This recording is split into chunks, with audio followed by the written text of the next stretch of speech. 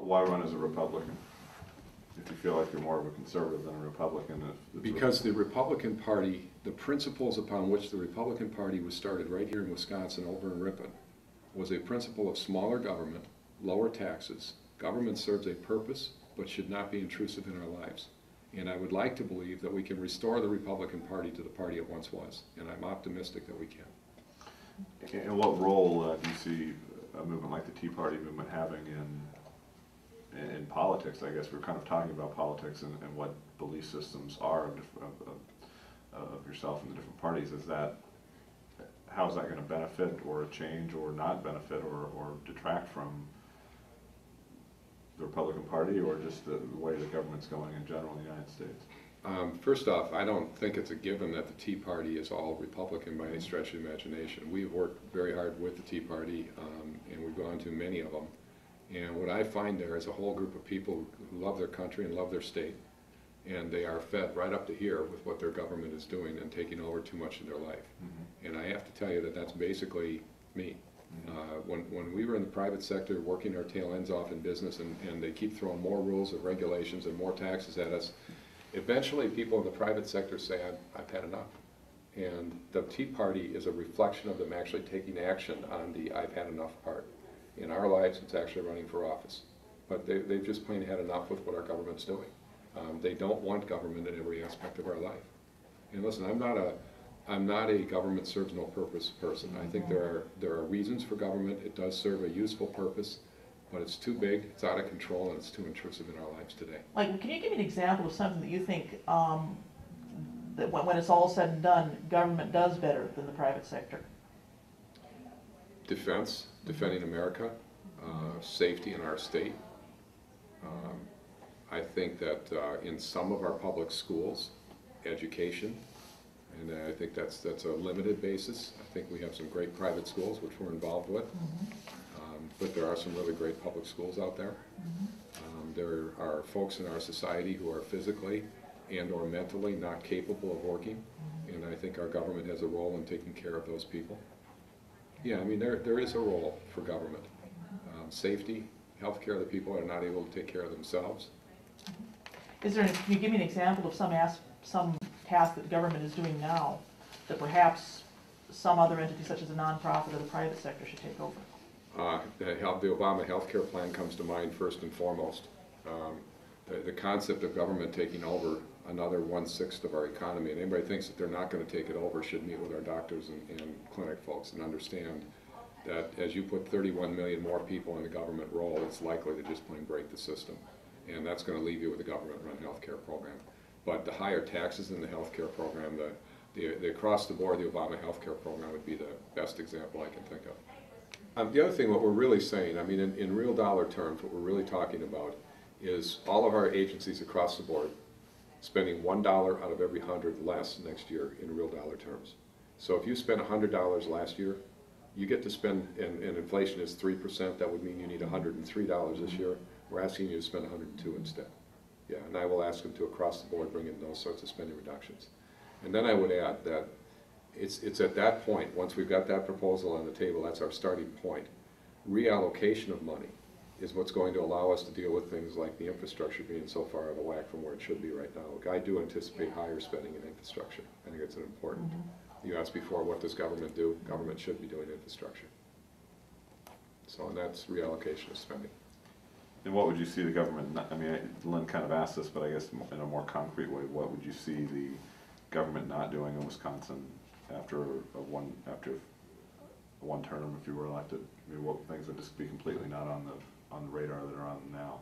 Well, under this plan, you don't actually have to get rid of anything. Now, do I think we'll get rid of some things? Yeah, I think there'll be some reprioritization of some things, with the priorities leaning toward infrastructure, education. I mean, there are priorities in this thing. But as far as actually wiping things out, it's not absolutely essential.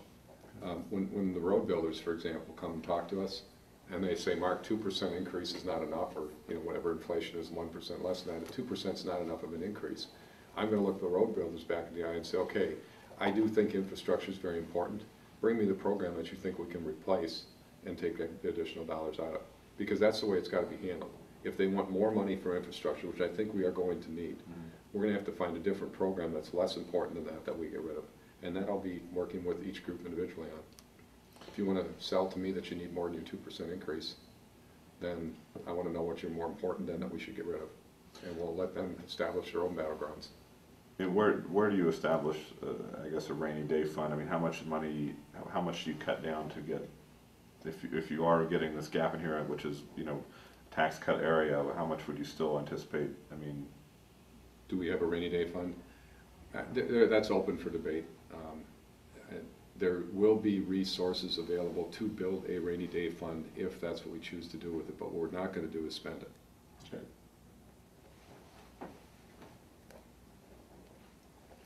Do you have any, I have a position on proposal before the legislature to eliminate the limits on the growth in the mill rate in counties? Columbia County is in a situation where we are going to be in a revenue loss situation if we have both levy limits and mill rates. And there is a bill before the legislature to allow the mill rate limit to sunset. Do you have an? Well, I would approach, again, that question, I would approach it from the perspective of how do we get government out of your way so that you all can run your own business out here in a more cost-effective manner without Madison in your way. And let me be specific on this. I talked to a superintendent of schools, but it's the same with your county government, it's the same with your municipalities as it is with the school systems. And we were talking, the question I get asked all the time is, what about education costs? And, you know, the same problem as you're defining with your county. And I said to the superintendent I was talking to, public school, how much is it costing you to educate your kids? He said $12,500. I said, Mark, if we got, his name was Mark, I said, if you got everything out of the way from the state, and the only thing the state did was monitor that your kids are growing academically 1 year for every year they're in your school system. So no state rules, no state mandates. You figure out how to do your job in the most cost-effective manner you can, make sure the kids are getting educated. That's the only thing the state's doing. How much would it cost to educate the kids? And you'd be willing to do that with counties to That's to my ability. I mean, again, I'm painting the complete picture, but would I be willing to roll them back dramatically? Yes, and let's not get carried away that it becomes a radical proposal. The concept of the people in Columbia County knowing best how to handle the affairs in Columbia County is not a hard concept for me to understand. I don't want Madison handling Columbia County. I want Columbia County handling it. There's absolutely nothing that I've seen. By the way, in that school thing, he said $9,000 if the state got out of the way.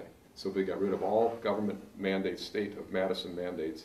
He said from $12,500 down to $9,000. 25% of his money is spent with reports to the state and doing things the state is making him do, whether they help his education system or not. And I don't know what the number is for Columbia County, but I'll bet you dollars to donuts. If we empower Columbia County to figure out how to get their job done in the most cost-effective manner without the state mandates that currently dictate how you do business out here, that you will find it much more cost-effective, and there will not be a need to increase the mill rate or to have the debate that we were about to have. So my approach to answer that question is very different, and that is get the state out of your lives and you all figure out how to do it in the most cost-effective manner possible. Listen, our business, when the housing downturn hit, we had to figure out, we took probably 15 to 20% out of our operations costs, and we still had to provide the goods and services to our people. So I'm totally confident that if local people are empowered to do their job in the most cost-effective way, they will find savings to a point where we do not need to have the discussion of government-mandated mill rates.